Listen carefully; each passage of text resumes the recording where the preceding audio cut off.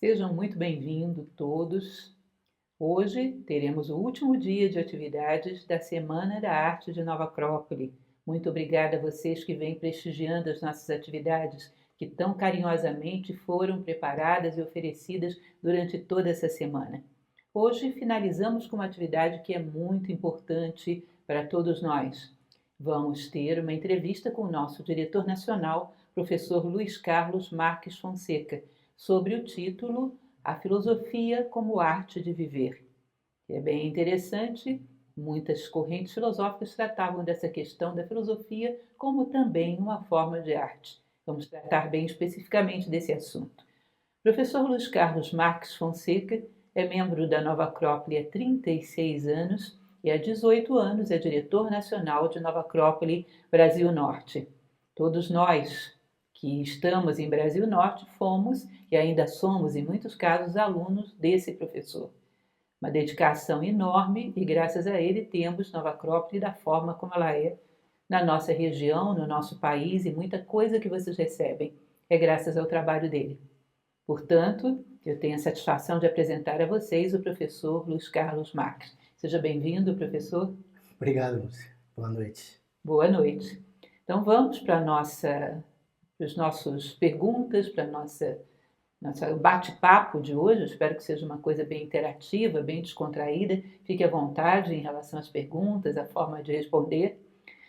Bom, a primeira pergunta que eu teria a fazer dentro do nosso tema é o seguinte: normalmente se diz que as artes se movimentam mais no terreno dos fenômenos afetivos, dos sentimentos, e filosofia é classificada como algo mais racional. E, no entanto, uma escola de filosofia como Nova Acrópole dá tanta importância assim à arte a ponto de dedicar uma semana de atividades a ela. Você poderia explicar para a gente a razão disso? Esse é um tema muito importante porque ele é fundamental, pelo menos eu considero assim, no processo de formação, de educação humana. Porque um dos pontos mais importantes para mim é desenvolver a sensibilidade do ser humano. A sensibilidade de tal maneira que o transforma ele em belo, transforma as coisas que ele toca em beleza, transforma os gestos dele em generosidade. Enfim, é muito importante formar os sentimentos do ser humano. E por isso que as culturas antigas davam muito valor aos sentimentos, à formação dos sentimentos. E aí nós vemos, por exemplo, um ditado que nós vamos encontrar, por exemplo, na cultura chinesa, que fala assim: se você tem 2 pães, vende um e compra um lírio. Ou seja, mostrando que é tão importante alimentar o corpo, como alimentar a nossa sensibilidade, como alimentar os nossos sentimentos, como alimentar a nossa alma. E é por isso também que Platão, na República, ele vai recomendar, quando ele vai falar do processo de educação do ser humano, ele vai falar que tem 2 elementos que são fundamentais no processo inicial da educação para a criança, por exemplo. Com esses 2 elementos, um deles é a música, que ele fala que é para a formação da alma, e a ginástica, para a educação do corpo. Ele dá tanto valor à música, ou seja, ao aspecto sensível, que ele deixa claro que seria melhor começar pela música. Por quê? Porque uma alma formada educa o corpo, ao passo que um corpo bem formado nem sempre educa a alma. E uma pessoa, por exemplo, que não tem sensibilidade ao outro, que não sente o outro, a dor do outro, a necessidade do outro, e com um corpo muito bem formado, ele não necessariamente saberia o que fazer com o outro. Então, na melhor das intenções, pode ferir o sentimento de uma pessoa, pode ferir as necessidades íntimas de uma pessoa. Portanto, é muito importante nas relações humanas e nas relações do ser humano com todas as coisas, o desenvolvimento não só do elemento racional, como também do elemento afetivo ou do elemento sensível, da sua sensibilidade, da sua percepção natural do outro. É interessante, inclusive, tem uma passagem que se atribui a Siddhartha Gautama, ou Buda, que teria dito ao seu discípulo Ananda que ele não aceitasse nada que ninguém o dissesse, nem que ele mesmo o dissesse, que não tivesse sido aprovado pela sua mente e pelo seu coração. Ou seja, ambas as coisas como um parâmetro de teste para aproximar. Exato. O foco excessivo na razão é visível num gesto que as pessoas, por exemplo, fazem. Você, quando está trabalhando num ambiente assim, se está o foco muito elevado na razão, esquece o sentimento, você percebe que o trabalho fica perfeito, mas as pessoas ficam em más condições psicológicas, ou seja, não ficam alegres, não ficam contentes com aquele trabalho.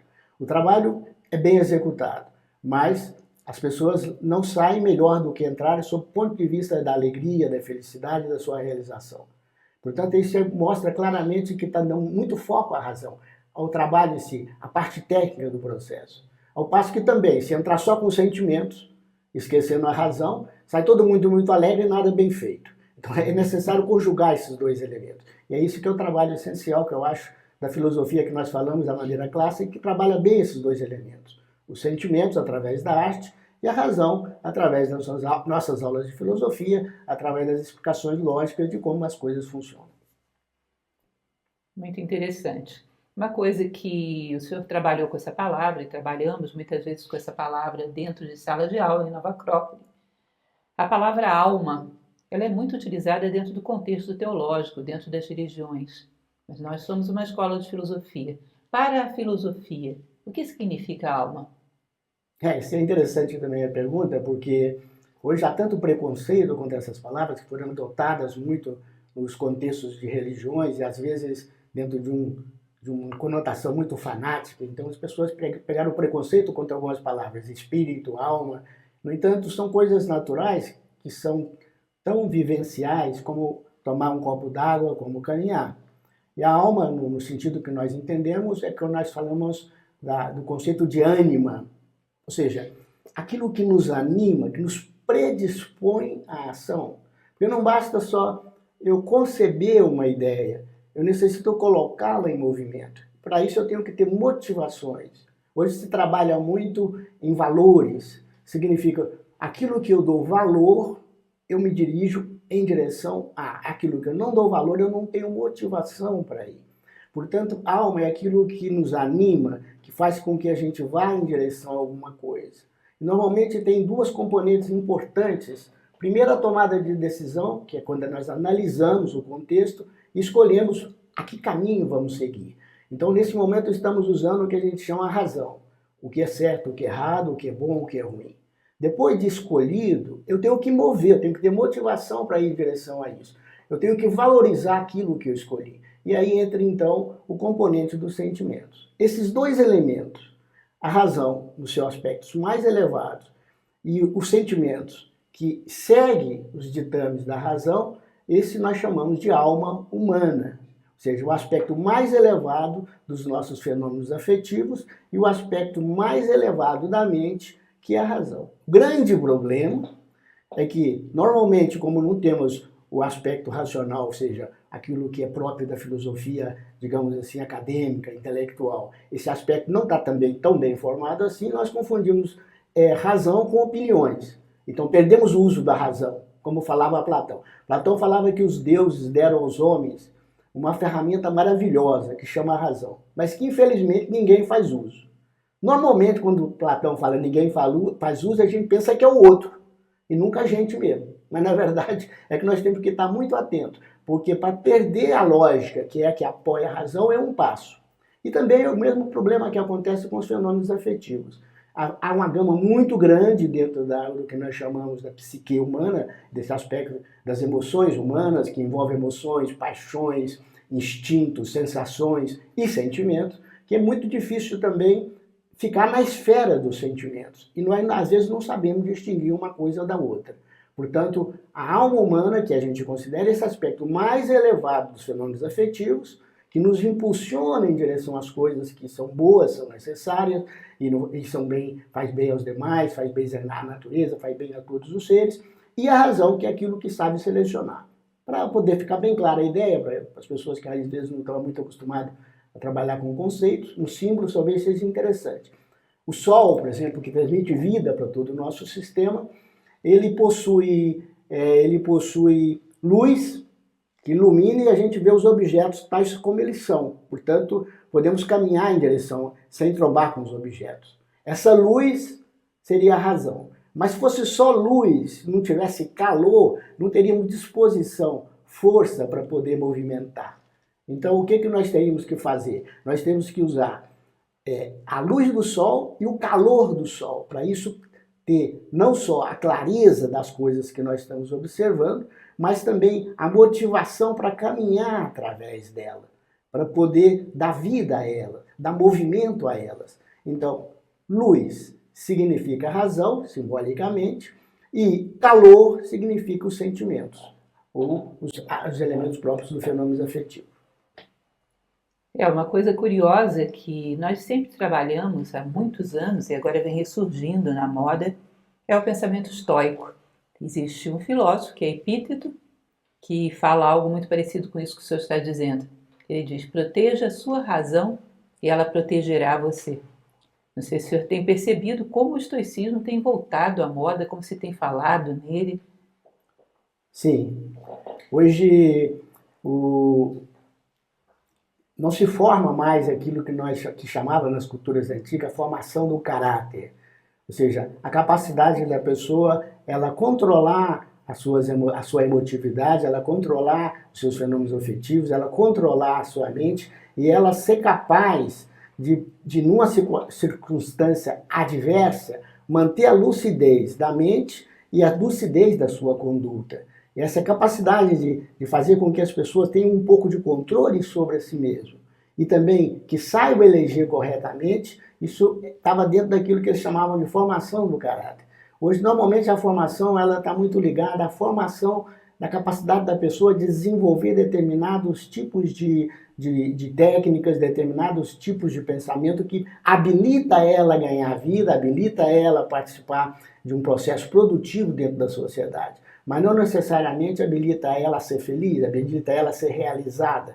E o ser humano, para poder caminhar pela vida, ele necessita conjugar, ele necessita entender a vida, e ele necessita mover pela vida. Então ele necessita trabalhar muito bem esse aspecto que possibilita ele ver claramente como é a vida, que é a razão, e ele mover com toda a força, motivação e realização pela vida, que está mais na esfera do sentimento. Esses dois elementos juntos possibilitam decodificar corretamente o universo, decodificar corretamente as pessoas que estão em torno de nós e, portanto, criar uma harmonia entre nós e essas pessoas. E essa harmonia que dá esse toque para a gente de beleza nas coisas e que faz com que a arte seja tão importante ao ponto da gente colocá-la sempre como destaque nas nossas atividades. Com certeza é uma das coisas que resolveria muitos dos problemas que temos hoje em dia de não saber conjugar as diferenças, aprender o segredo da harmonia que sempre se dá entre diferentes. Sim, porque se não houvesse diferença, não havia necessidade de trabalhar o conceito de harmonia, porque a harmonia é exatamente a valorização das diferenças. Nós temos que ver que cada peça ocupa uma posição. Exemplificando, para ficar mais clara a ideia, cada peça de um carro é totalmente diferente da outra. E é graças às diferenças dela que possibilita mover o carro, porque nós podemos conjugá-las de forma harmoniosa. Os seres humanos é a mesma coisa, é graças às diferenças deles que nós podemos conjugar o médico com o engenheiro, com o mecânico, porque se fosse todos médicos, a vida não teria edifício, não teria carros, não teria satélite, não teria avião, não teria nada. Se fosse todos engenheiros, morreríamos todos no coronavírus. Então, temos que saber conjugar os seres humanos tal como eles são. Essa capacidade de trabalhar com as pessoas tal como elas são, e não como eu gostaria que elas fossem, é que vai despertando na gente o que nós chamamos dessa percepção da harmonia. Porque nem todas as coisas se decodifica logicamente. Muitas coisas se decodifica pela sensibilidade, pela relação, pela necessidade que nós temos de gerar harmonia.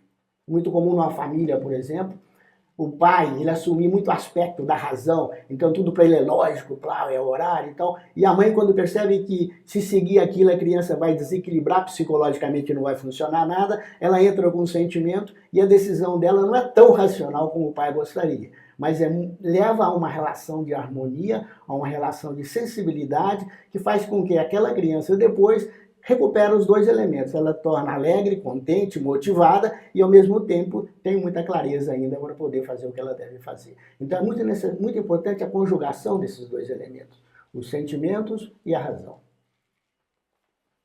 Uma coisa que eu tenho falado muito, e o senhor sabe disso nas minhas palestras, nos meus cursos pela internet, é da necessidade do ser humano saber pensar, ter necessidade de construir ideias próprias, como base, inclusive, da sua identidade. Hoje nós vivemos num mundo onde é muito difícil encontrar pessoas que saibam fazer uso da lógica, que consigam analisar alguma situação sem ser influenciados pela opinião coletiva, às vezes sem ser engolidos pela opinião coletiva, como se fosse simplesmente apertar um botão, software vida, e roda aquilo que todo mundo está vivendo. Não é fácil desenvolver a capacidade de pensar por conta própria, sem ser influenciado por um mundo, uma massa de opiniões alheias. Sendo o sentimento o campo mais apropriado para a arte, o mundo afetivo, como a educação pode desenvolver, trabalhar para desenvolver os sentimentos? É complexo.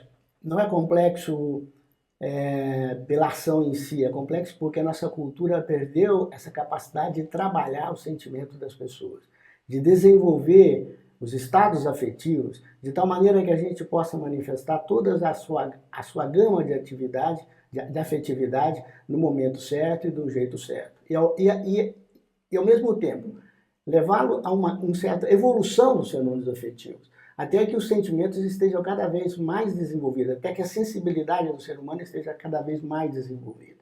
E realmente é algo que não é difícil, mas que deve ser trabalhado, que deve e pode ser desenvolvido. Tá? Como desenvolver os sentimentos?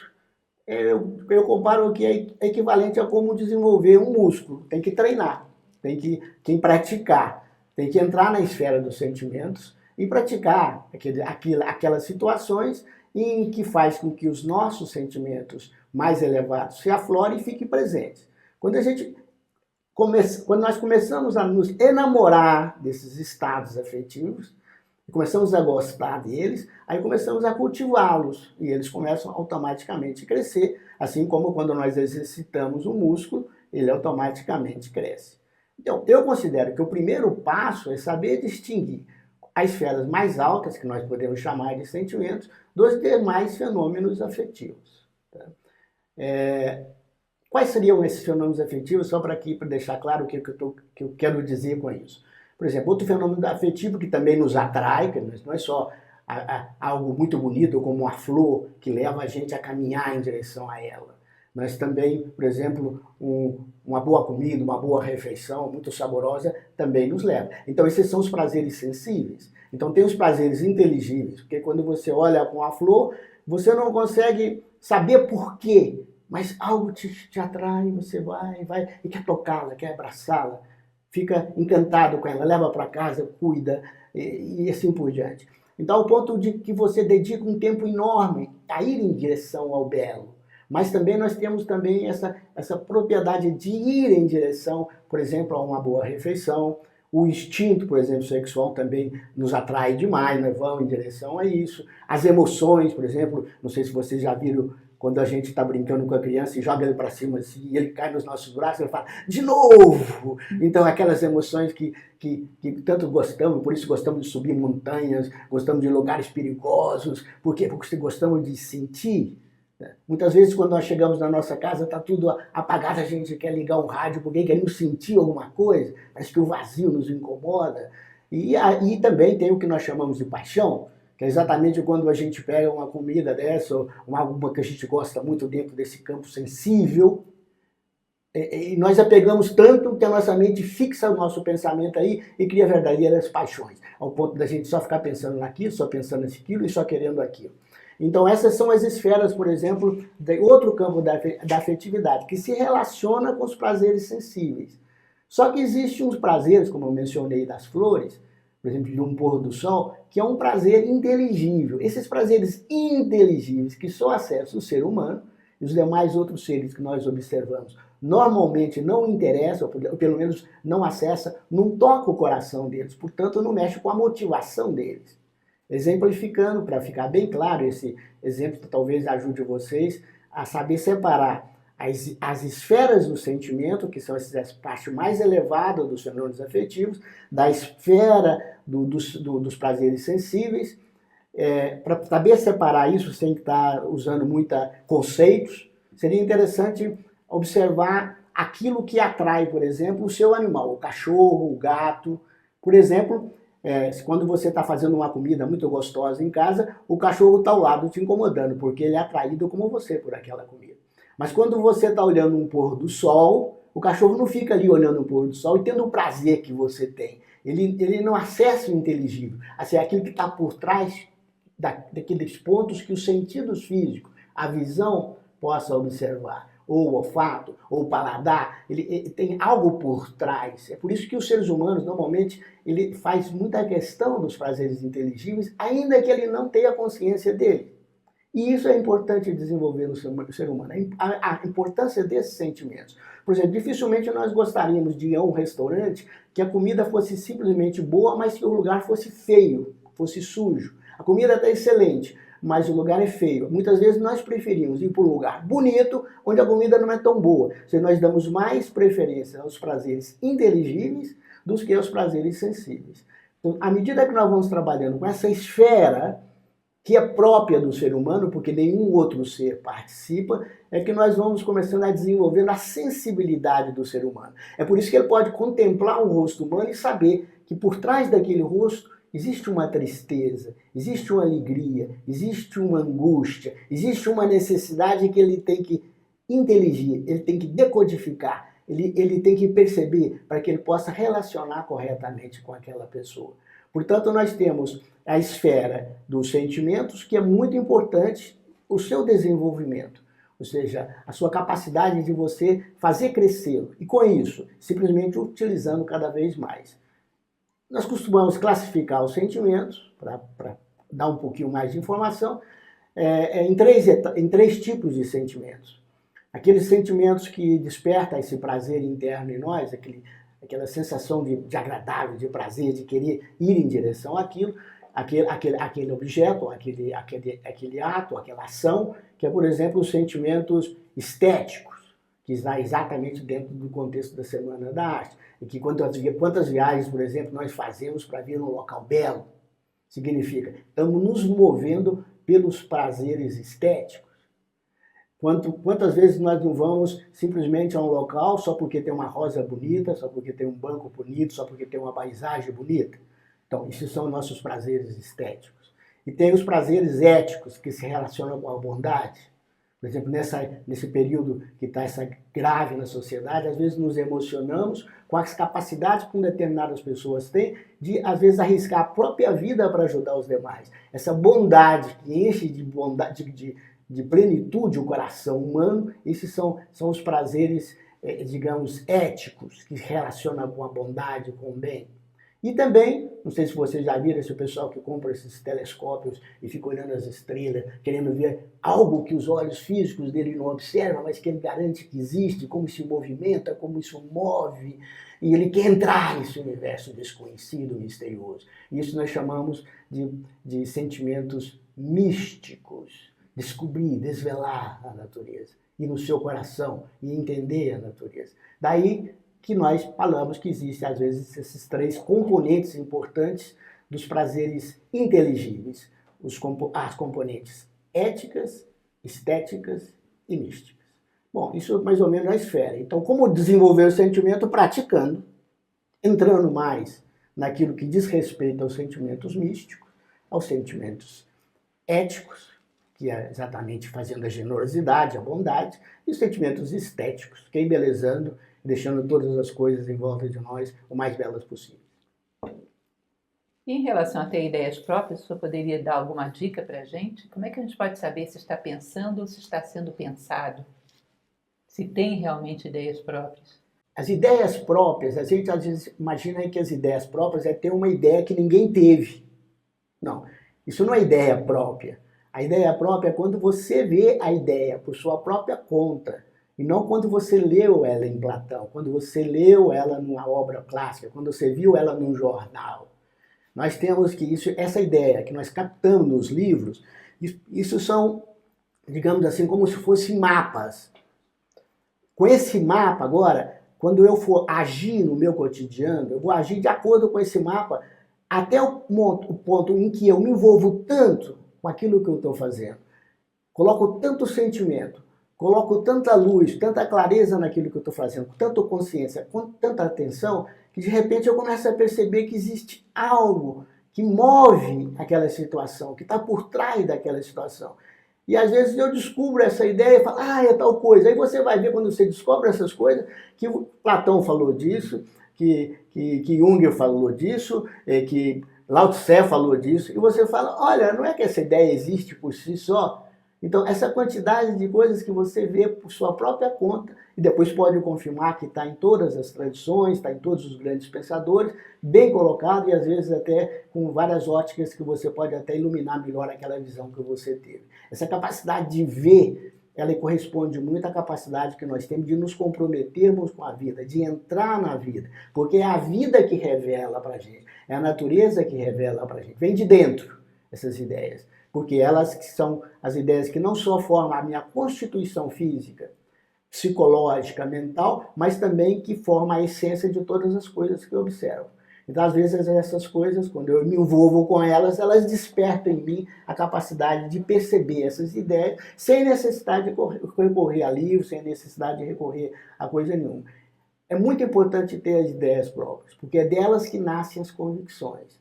Porque quando você tem uma ideia própria, pode vir qualquer autoridade do mundo que falar para você que aquilo não é assim, você vai falar, eu vi. Isso te dá convicção, te dá clareza, te dá substância, te dá força. Ótimo. Bom, o tema da nossa live fala sobre a filosofia como arte de viver. O senhor poderia nos explicar o embasamento, a razão dessa afirmação? A filosofia é a arte de viver? É interessante. Porque o que é arte? Porque, na verdade, a palavra arte, ela significa um conjunto de técnicas que possibilita ao artista, com a sua parte sensível, ele capta o inteligível, ele capta essas coisas que estão ocultas. Vocês podem ver que quando vocês verem uma fotografia, em geral, às vezes a fotografia ela mostra as nossas feições. O artista ele não pega só a parte do nosso rosto, ele pega algo por trás. E se você fala, essa pessoa está alegre, essa pessoa está triste, tem algo vivo nessa foto. Então ele pega algo por trás com a sua técnica. Então essa capacidade de trazer o inteligível para o concreto e revelá-lo, isso chama arte. Só que às vezes nós colocamos arte como sendo a capacidade de fotografar, por exemplo, uma situação numa tela, uma situação numa foto, uma situação num conjunto de notas musicais, uma percepção que eu tive, eu decodifico ela em som, ou decodifico ela às vezes até numa equação, e assim, há várias formas de decodificá-los. Mas o mais importante é se a gente conseguisse decodificá-las o tempo todo para toda a situação da vida, de tal maneira que a melhor parte de nós mesmos que nós captamos, nós impregnamos nas nossas ações, nós impregnamos no nosso pensamento, nós impregnamos nos nossos sentimentos, nós impregnamos nos nossos gestos. Portanto, esse prazer do inteligível estaria sempre conosco o tempo todo. Então, arte de ver significa que é uma arte, uma técnica que não se aplica somente para produzir um momento de beleza, para produzir o máximo possível de momento de beleza. Produzir no nosso caminhar, produzir nos nossos gestos, produzir nas nossas palavras, produzir nas relações que nós estabelecemos com a pessoa, produzir nas relações que nós estabelecemos com a natureza. De tal maneira que o tempo todo tivesse esse impacto da harmonia, esse impacto da beleza, esse impacto do significado. Porque a arte não é só harmonia, é também significado. Não é só sentimento, é também uma componente forte de razão. Uma arte tem que ter significado, tem que ter luz e tem que despertar um sentimento.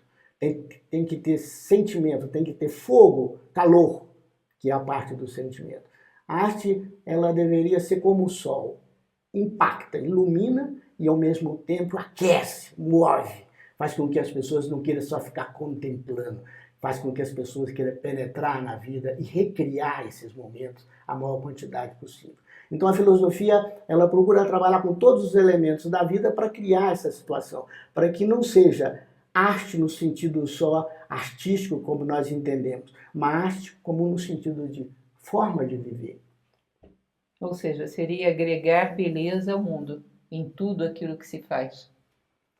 E quando você agrega a beleza ao mundo, você agrega um fluxo de vida ao mundo. Quando esse fluxo de vida parte do nosso coração e penetra no mundo, desperta em algo em nós que é uma emoção, que é um estado afetivo muito elevado, que nos enche de realização e plenitude. E a isso nós chamamos um grau muito elevado de felicidade. Sim. Continuando, normalmente nós chamamos de felicidade, já que o senhor falou desse tema, a conquista daquilo que desejamos, seja uma casa, uma profissão, um carro, uma viagem ao exterior, uma companhia que normalmente idealizamos. Da forma exposta pelo senhor ainda há pouco, a felicidade não depende dessas coisas, mas da forma como nós interagimos com ela, da forma como agimos. Portanto, a felicidade estaria ao alcance de todos. O senhor poderia explicar melhor essa ideia? Tem um livro que eu li, gosto muito, e às vezes eu leio várias vezes, que é um livro de Sri Ram, onde ele toca esse tema da felicidade e ele menciona um ditado que tem na Índia, que eu gosto muito, que ele fala que Deus, quando distribui os bens entre os seres humanos, ele distribui de forma muito desigual. Mas a possibilidade da felicidade ele distribui igual para todos. Eu já tenho tido muita oportunidade de conviver com milhares de pessoas, já notei isso várias vezes de uma forma bem prática. Eu conheço pessoas que conquistaram tudo o que a sociedade hoje considera como aqueles elementos idealizados. Bom emprego, uma boa profissão, boa casa, família organizada. Eu sei, tem tudo aquilo que nós poderíamos falar que uma sociedade estruturada poderia fornecer. Aquela pessoa conquistou. No entanto, são tremendamente infelizes, não são realizados. E eu conheço pessoas que não teve absolutamente nada disso e que são pessoas tremendamente realizadas, tremendamente felizes. Eu sei que hoje existe uma crítica em relação a isso que fala porque ele é feliz porque ele não sabe que ele deveria ser infeliz, porque às vezes as pessoas querem tornar as pessoas infelizes. Não, eu vejo que eles são felizes porque encontrou a verdadeira felicidade. Nós, às vezes, confundimos um pouco o termo felicidade com alegria. Alegria qualquer pessoa pode ter. Aliás, até os animais também podem ter. Não é uma virtude. Parece que é uma coisa que é dada, realmente. Os animais também se alegram. Pode ver que quando a gente chega em casa, eles fazem uma festa tremenda. E eles se entristecem. Quando a gente sai de casa, eles choram. Tá? Portanto, a alegria e a tristeza são próprias das situações. Quando acontecem umas situações que nos agradam muito, ficamos alegres. Quando acontece algumas situações que nos desagradam muito, ficamos tristes. Mas a felicidade, ela transcende esses momentos de alegria e tristeza. Há pessoas que às vezes estão passando por situações de vida muito difíceis, por exemplo, pessoas doentes, e que às vezes estão tremendamente felizes, não estão infelizes. Tem pessoas que passam por dores contínuas e, no entanto, tem um grau de felicidade impressionante. E há pessoas que têm tudo e vivem em estado constante de tristeza, de angústia, de ansiedade e às vezes até mesmo de depressão. Portanto, a felicidade ela está muito ligada à forma como você vive, não aquilo que você conquista. Ela está mais ligada à forma como você age e não o resultado próprio da sua ação. Um exemplo para que vocês possam formar uma imagem, que às vezes ajuda, é quando você, por exemplo, vai numa pessoa e necessita de um copo d'água. E a pessoa te dá aquele copo d'água com tanto prazer que parece que te preenche não só a sua sede, parece que naquele momento há tanta comunhão de almas, há tanta troca de sentimento, há tanto prazer em estar com aquela pessoa que aquela sede sua passa, mas você fica muitas e muitas horas com aquele sentimento positivo. Como ela faz todas as ações delas desse jeito, ela faz com tanta boa vontade, com tanto detalhe, com tanto refinamento, que ela está sempre em comunhão com o momento presente. Do outro lado, poderia ser também, você pega um copo e a pessoa, não sei se já aconteceu com vocês vão pegar a água e dá vontade de nem pegar, pela forma como ela está fazendo a coisa, pela má vontade, pela falta de jeito. E parece que você está tirando ela de algo muito importante e ela está fazendo algo que é totalmente irrelevante. Acontece muito quando a gente vai comprar, por exemplo. Às vezes você chega numa loja com vontade de comprar alguma coisa e o vendedor te desanima da forma como ele te atende. Ou seja, ele não está presente, ele não está colocando o melhor de si, ele não quer entrar no teu coração e compartilhar outras coisas que não é só venda. Ou seja, a vida não é só comida, tem que colocar uma flor em cima da mesa. A vida não é só vender, tem que trocar sentimentos, porque aí flui a vida. As pessoas que fazem isso normalmente têm um grau de felicidade muito grande, porque no fluir dessa vida, na troca de sentimento, no colocar a atenção naquilo que nós estamos fazendo de outra maneira que nós fazemos com a melhor perfeição possível, com a maior técnica possível, ou seja, com a maior arte, porque técnica e arte é uma coisa só. A arte é simplesmente uma técnica que revela o melhor de você mesmo. Quando nós temos o melhor de nós mesmos, que já está presente, que é o nosso coração, os nossos sentimentos, os nossos melhores pensamentos, e agora eu consigo então limpar bem o copo, colocar ele num pires, fazer com um gesto agradável, então eu crio uma forma que encanta a pessoa. Então, isso eu estou trocando também não só água, eu estou trocando sentimento, eu estou trocando ideias, eu estou trocando vida. Quando a vida flui através de nós, quando fazemos essa ponte entre o céu, as ideias, as emoções e a terra, quando a vida flui, ela floresce. E uma das flores da vida é a felicidade. Uma outra flor da vida também é a liberdade, que são sonhos humanos. Por quê? Porque como você dá tudo de si, não fica nada preso, você não tem aquela sensação que falta algo. Por quê? Porque você foi pleno naquela ação. Você colocou tudo que estava dentro para fora. Então não fica aquela sensação que tem algo te pressionando ainda, querendo vir. E às vezes erramos nessa decodificação desse algo que está pressionando, querendo vir. Eu fico angustiado e saio buscando outra coisa. Eu saio buscando fora aquilo que está dentro de mim, que é esse estado do fluxo da vida, esse contato com o meu coração, essa corrente de vida que ao passar através de mim, liberta um determinado estado afetivo que nós chamamos de sentimento. Esse prazer que nos enche de plenitude, que nos enche de alegria, que nos enche de felicidade. Portanto, a felicidade é algo inerente ao ser humano, mas desde que o ser humano resolva ser realmente humano, que navegue na esfera dos sentimentos. Eu não estou dizendo para abandonar os demais fenômenos afetivos. Eu estou pedindo simplesmente para colocar os sentimentos na frente deles. Simplesmente não valorizar somente a comida boa, valorizar também as pessoas que fez, valorizar o espaço, a beleza do espaço, valorizar todas as coisas que estão em torno de nós. De tal maneira que não é só o corpo que eu estou alimentando. Eu também estou alimentando as minhas emoções, os meus sentimentos, o meu pensamento. E estou começando a captar coisas que às vezes eu não vejo, que estão por trás de tudo isso. Que é esse mundo metafísico, esse mundo espiritual, que às vezes chamamos o mundo das ideias. Tem uma passagem muito bonita que aprendi com o senhor mesmo, desse mesmo pensador siriano, que ele diz que você deve perder o seu coração todos os dias, e depois ir na busca dele. E quando o fizer, você descobrirá que o seu coração é o coração de todas as coisas. Eu acho muito interessante que algumas vezes eu estou conversando com algumas pessoas, nos muitos cursos que dou, e eles me dizem, bom, eu quase não tenho tempo para ficar com aqueles que eu amo, ou eu quase não tenho tempo de estudar. E às vezes eu fico pensando, coisas como o espírito de aprendiz diante da vida, coisas como amar, não é algo que a gente poderia e deveria fazer o tempo todo, em qualquer coisa que passe pela nossa mão? As pessoas às vezes dizem, bom, eu tenho que ter um horário para isso, um horário para amar, um horário para querer aprender da vida. Bom, e o resto da vida é o quê? O que é a vida sem essas coisas? Sobra aí o quê? Eu gosto muito de ver o tempo assim. Às vezes nós achamos que precisamos de um tempo para determinadas coisas. Então o nosso tempo é linear, como o dia tem só 24 horas e nós temos muito desejo, nunca dá tempo para a gente fazer aquilo que nós gostaríamos.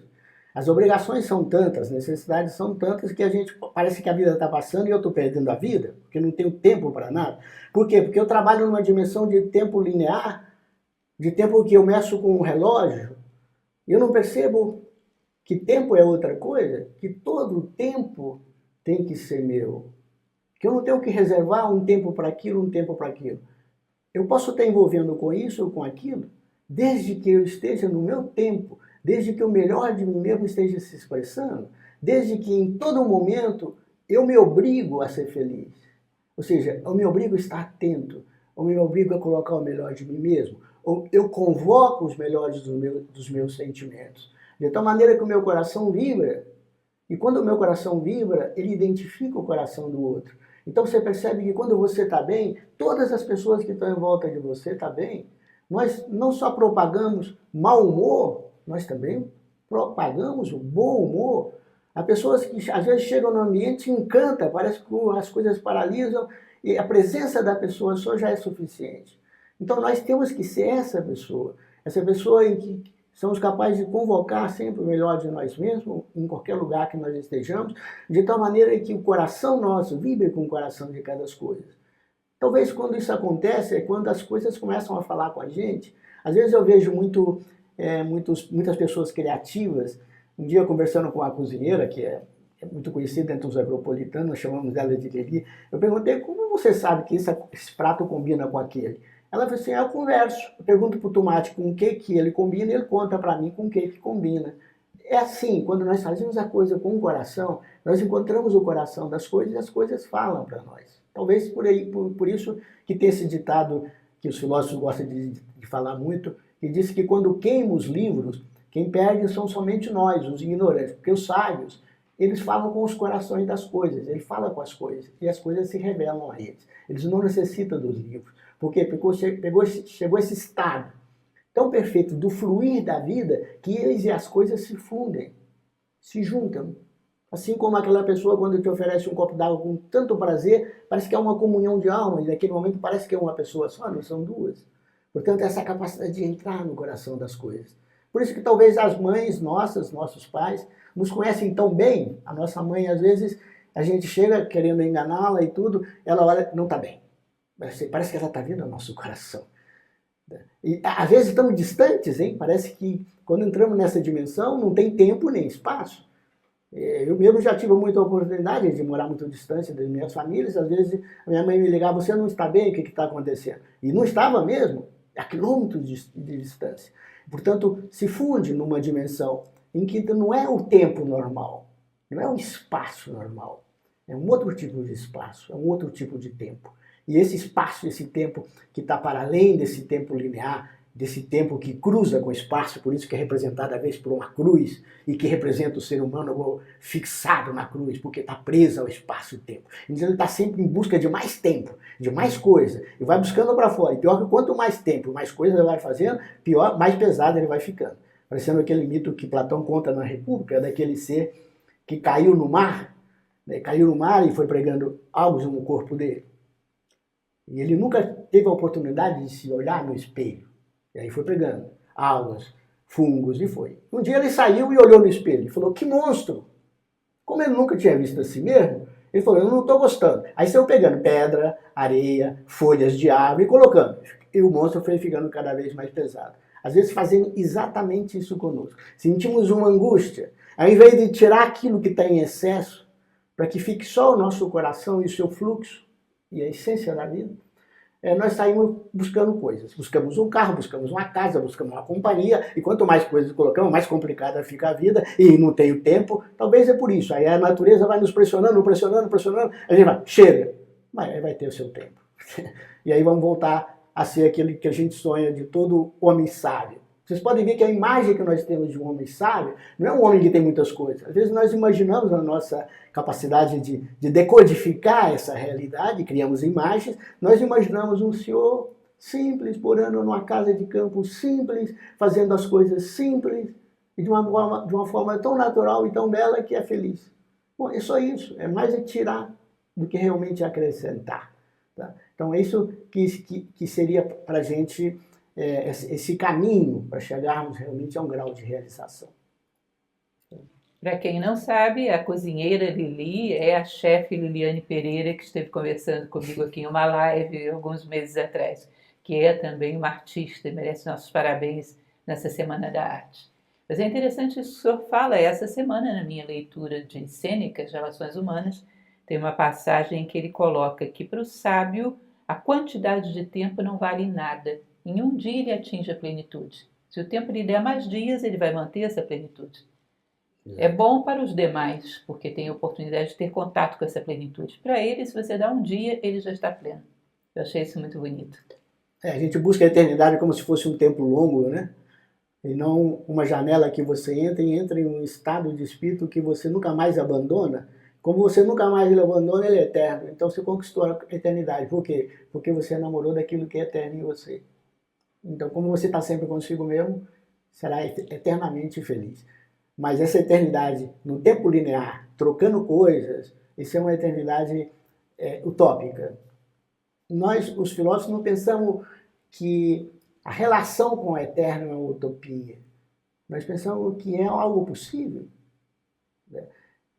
É difícil conseguir, porque teríamos que ser muito sábios, mas nós podemos ter um estado de felicidade relativamente satisfatório. Ou seja, não toda hora, porque isso já é muito complexo, mas pelo menos com um grau que, se uma pessoa nos perguntar, você é feliz? Você responderia, sim, sou, com todo de coração. Por quê? Porque grande parte do meu tempo eu estou nesse estado em que estou sem necessidade de nada. Pleno por ser eu mesmo. Pleno porque o melhor de mim está presente. Estou consciente. Eu não necessito de outro momento. Porque se eu estou aqui, nesse momento, e pensando, eu tenho que estar na praia, eu não estou aqui. Minha mente está na praia. Depois eu chego na praia e falo, que sol! Esse sol não é o que eu desejava. Amanhã eu volto. E também não estou lá. Então eu nunca estou em lugar nenhum. Mas a vida, ela é interessante porque aquilo que passou não está. Aquilo que vem amanhã, eu não sei, nem sei mesmo se amanhã vamos estar vivos. Agora, onde a vida acontece? Aqui. E ao invés de eu estar aqui, eu estou querendo estar em outro local. Então eu nunca estou em lugar nenhum. Parece até que eu não manifestei, parece até que eu não existo. Parece que eu tenho possibilidade de ser.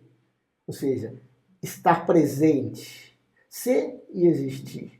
E eu fujo para uma dimensão de uma fantasia onde eu não estou nem aqui, nem lá e nem em lugar nenhum. Daí os meus sentimentos não fluem.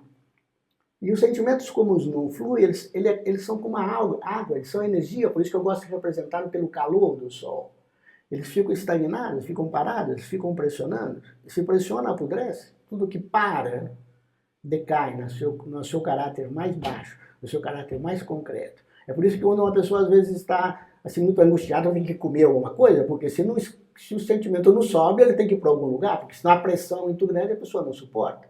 Então tem que extravasar de alguma maneira.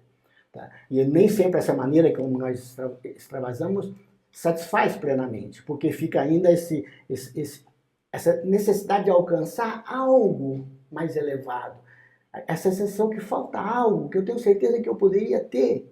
Mas aí a gente sai buscando fora novamente. Não, busca dentro, busca no aqui e agora. Busca no momento que a vida te oferece. Aqui e agora. Coloca o melhor de si mesmo e vai ver se fluir. Ao ver se fluir, vai sentir essa felicidade. Vai ver que quem quer se expressar é o teu coração. Teu coração é símbolo do sol. É luz, compreensão, presença, atenção. É calor, sentimentos. Sentimentos elaborados, sentimentos refinados. Esses dois elementos juntos faz vibrar uma energia muito forte dentro de nós, que nós chamamos em geral de felicidade ou de liberdade. Muito bom. Bom, nossa última pergunta desse nosso encontro hoje, o tempo já vai um pouco avançado. Quando falamos de arte, em geral, referimos-nos a obras de arte ou artista que a produziu. Vendo arte não somente assim, mas também como uma forma de vida, todo ser humano poderia ser, de alguma forma, um artista, na sua visão? Isso é fundamental. Eu acho que sim. O grande problema é que, para ser artista, nós temos que dominar uma série de técnicas. E hoje eles estão proibindo os seres humanos normais, os mortais como nós, de utilizar essas técnicas. Por exemplo, eu, para poder plasmar, eu preciso fazer algo bem feito, eu necessito de uma técnica, eu necessito de uma ciência, eu necessito de instrumento. Então, em algum grau, eu tenho que ser cientista Eu necessito de ter sensibilidade para poder conjugar as coisas de forma harmoniosa, de tal maneira que quando eu olho, me dá esse prazer sensível. Então eu necessito ser artista. Eu necessito também de criar ponte entre as ideias e a terra, eu necessito percebê-la e criar esse vínculo de tal maneira que tenha significado as coisas que eu estou fazendo. É como, por exemplo, uma pessoa que quer agradar sua namorada, ele dá uma rosa. A rosa é bela, mas também é pleno de significado aquele gesto. Significa o melhor, o mais sensível que eu tenho, eu estou te oferecendo. Ela simboliza a minha sensibilidade. Nós temos que ter a capacidade de ligar céu e terra. Então nós temos que falar que essa capacidade de religar, que nós chamamos de religiosidade, religião, nós temos que ter essa sensibilidade. Nós temos que ter a capacidade de relacionar com as pessoas, entender não só as leis da natureza para poder fazer coisas tecnicamente úteis, mas também nós temos que entender as leis para saber como nos relacionar entre os seres humanos, isso é a esfera da política. Mas hoje, quando nós falamos que eu vou fazer alguma coisa, eu não sou artista porque o artista tem que passar por uma faculdade e tal, e só ele, quando assina embaixo atestado de beleza, eu posso falar, então eu sou um artista. Não, eu sou artista sempre que eu gero coisas belas, sempre que eu sou sensível ao belo. Eu também sou religioso sempre que eu consigo ligar o céu com a terra, eu não necessito que alguém faça isso por mim, não necessito que alguém que me represente perante os mistérios do universo, perante a Deus, perante as ideias. Não necessito de um Platão, não necessito de um sacerdote. Eu posso fazer essa conexão por mim mesmo. Aliás, a vida é minha, eu que tenho responsabilidade de fazer por isso. Então a filosofia trabalha com esse conjunto de técnicas, ou seja, com essa arte de fazer plasmar o melhor de nós mesmos. Que pode ser muito bem, digamos assim, entendido se eu dar um exemplo simples. Por exemplo, vamos fazer uma comida, já que eu mencionei o tomate, né? Quando eu tempero as coisas, quando eu calculo a quantidade exata de sal, quando eu sei a quantidade de tempo que aquilo tem que permanecer no fogo, quando eu sei quais são os elementos que necessitam para que aquele alimento, qual tempo, qual quantidade de água, eu estou fazendo de alguma forma ciência. E quando eu levo aquilo para a mesa e estou combinando sabores, e eu estou também conjugando vasos de flores na mesa, pratos bonitos, talheres, para dar também um prazer um pouco mais inteligível, não só sensível, eu estou fazendo arte. E quando eu sento na mesa com uma pessoa e chamo uma pessoa para compartilhar aquilo e ofereço aquilo para ela com o melhor dos prazeres, eu estou fazendo política. E quando nessa conversa nos elevamos, e quizás até podemos fazer uma oração e dedicar a esse momento aos mistérios da vida, estou fazendo religião. E por que eu não posso ser, então, artista, científico, religioso e político simultaneamente? Quando eu domino esse conjunto de técnicas e expresso isso em tudo o que eu faço, eu sou artista. Eu sou artista da vida. E nesse caso, todo ser humano tem. Mas tem que voltar a acreditar que ele pode pensar por si mesmo, sem que estar copiando ideias desses livros, que possa ser maravilhoso ou não, que nem sempre são. Quando eu penso que eu posso pensar e descobrir mistérios da natureza sem às vezes, nem ter ido numa faculdade. Aliás, teve muitas descobertas que não tinham faculdades por trás.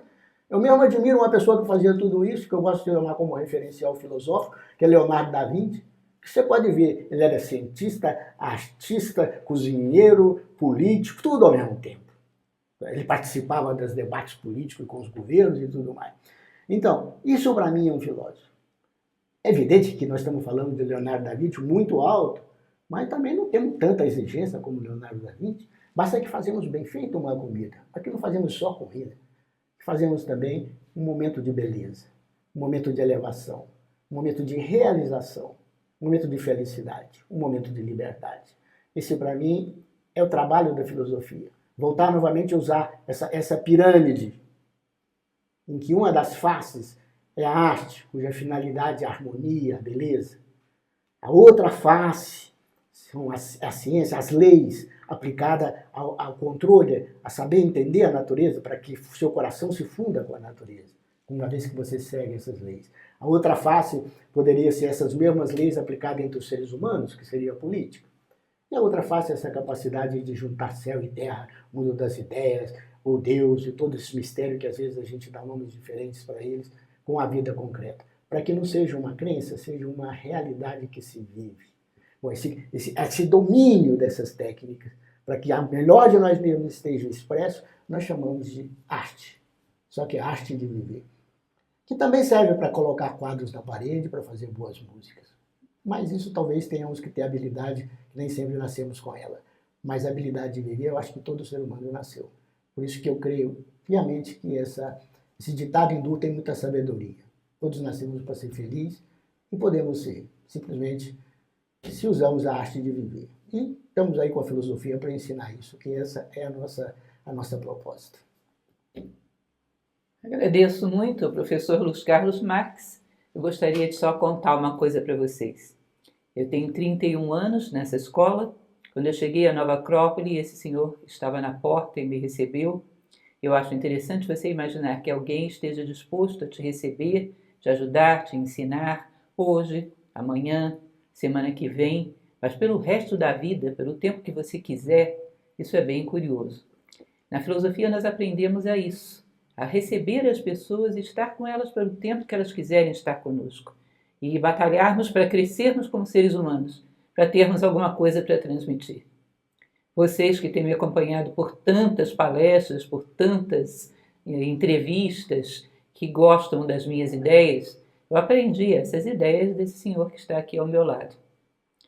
Tenho um grande orgulho disso. Esse é o processo em Nova Acrópole. Cada um dá o melhor de si e passa adiante, e assim vamos formando essas correntes, onde com altruísmo, com fraternidade, com compromisso e com entrega, levamos adiante essa nossa forma de pensar o mundo, essa nossa forma de despertar os demais, para que também criem a sua visão de mundo. Hoje, curiosamente, por coincidência ou não, se é que existem as coincidências, hoje é Dia dos Pais. Além de parabenizar a todos vocês, pais que estão nos assistindo, eu ouso pensar que isso também é uma forma de ser um pai. Responsabilizar-se pelo destino de alguém, não dizendo o que deve ser feito, mas iluminando possibilidades. E fazer isso um compromisso por toda a vida. E não só comigo, que cheguei a 31 anos, mas todos aqueles que chegaram antes e todos aqueles que chegaram depois. De tal maneira que hoje somos uma potência Nova Acrópole no Brasil. E eu não posso deixar de, nesse Dia dos Pais, fazer a minha homenagem a esse tipo tão especial de pai, que é um mestre, um condutor dos seus alunos naquilo que nós chamamos da filosofia como arte de viver. Em homenagem a esse Dia dos Pais, aqui em meu nome e em nome de toda a Nova Acrópole no Brasil, eu gostaria de lhe presentear e gostaria que, como diz São João da Cruz, quando fala da noite escura da alma, existe uma fonte que corre mesmo quando é noite.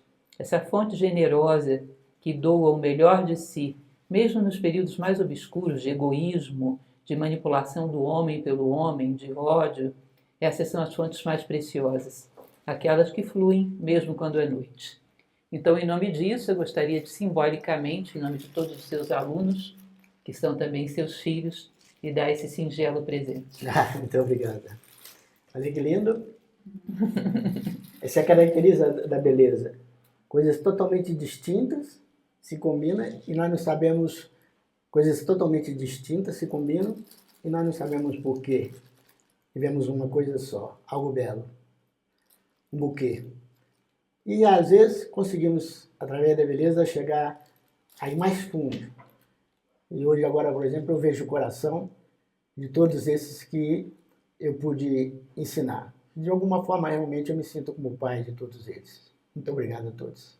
Muito obrigada, professor Luiz Carlos. Muito obrigada a você que nos assiste. Espero que possa compartilhar com os amigos, possa passar adiante esse nosso momento tão especial. Um abraço a todos.